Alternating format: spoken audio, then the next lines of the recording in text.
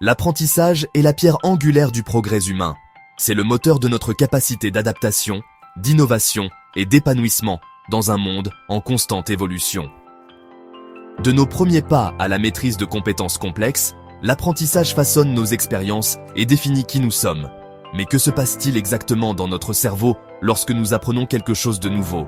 Comment cet organe remarquable transforme-t-il l'expérience en connaissances et en compétences? Nos cerveaux sont incroyablement complexes, constamment en pleine activité. Au cœur de cette activité se trouvent des milliards de cellules spécialisées, appelées neurones, interconnectées dans un vaste réseau. Ces neurones communiquent entre eux par le biais de signaux électriques et chimiques, formant des voies complexes qui représentent nos pensées, nos souvenirs et nos aptitudes.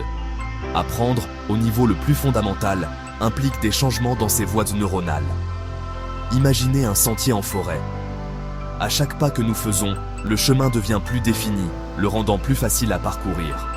De même, lorsque nous apprenons quelque chose de nouveau, les connexions neuronales associées à cette information sont renforcées. Plus nous revoyons cette information, plus ces connexions deviennent fortes, ce qui permet à notre cerveau de récupérer et d'utiliser plus facilement ces connaissances. En substance, nos cerveaux se recablent constamment en réponse à nos expériences. Cette capacité remarquable, connue sous le nom de neuroplasticité, est ce qui nous permet d'apprendre et de nous adapter tout au long de notre vie. En comprenant les principes de base de l'apprentissage de notre cerveau, nous pouvons libérer notre propre potentiel d'apprentissage et nous embarquer dans un voyage permanent de découverte et de croissance.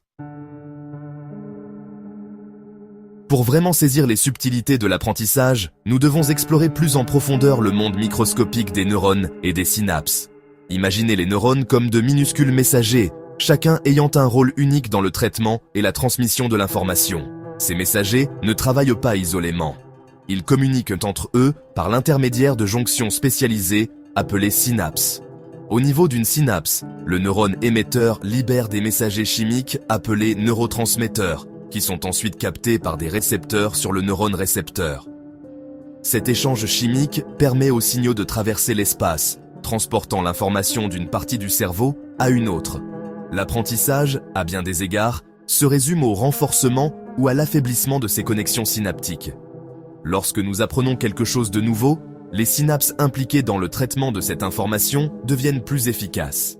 Cette efficacité accrue peut se manifester de plusieurs manières.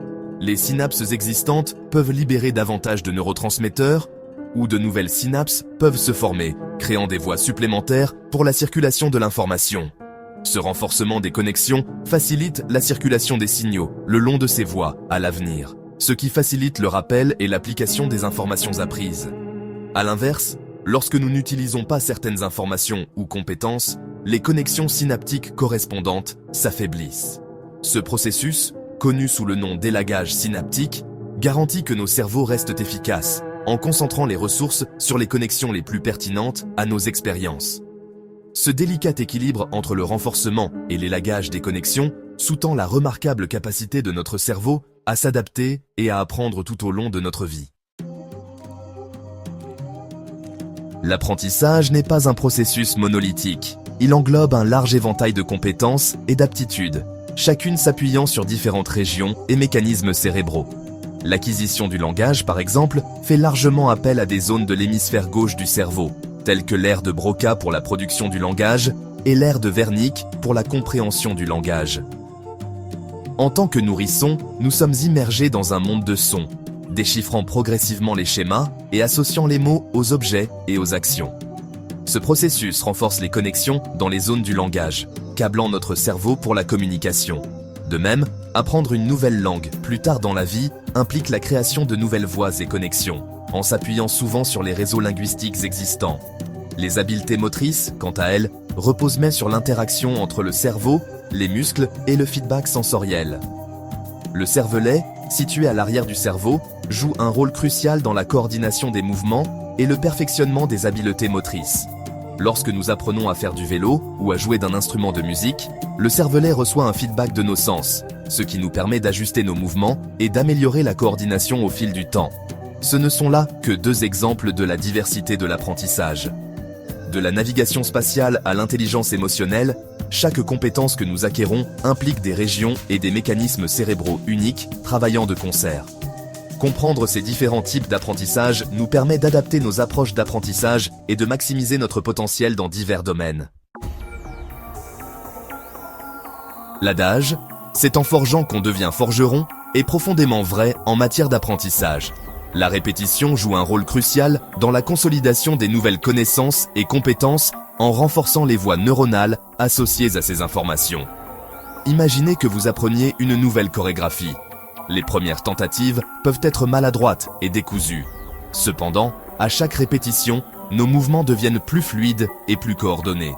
Cette amélioration reflète le renforcement des connexions synaptiques dans les régions du cerveau responsables du contrôle et de la coordination motrice.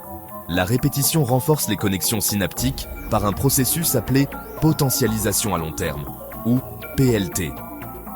Lorsque les neurones s'activent ensemble de manière répétée, les synapses entre eux deviennent plus sensibles, ce qui facilite leur communication à l'avenir. Cette communication améliorée renforce la voie neuronale, rendant l'information ou la compétence apprise plus accessible et plus facilement récupérable. La répétition espacée, une technique d'apprentissage qui consiste à revoir les informations à des intervalles croissants, s'est avérée particulièrement efficace pour stimuler la mémorisation à long terme.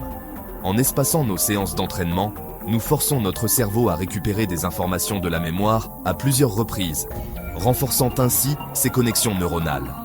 Que nous maîtrisions une nouvelle langue, perfectionnions un talent musical ou essayions simplement de nous souvenir du numéro de téléphone d'un ami, la répétition et la pratique sont essentielles pour imprimer cette information dans notre esprit.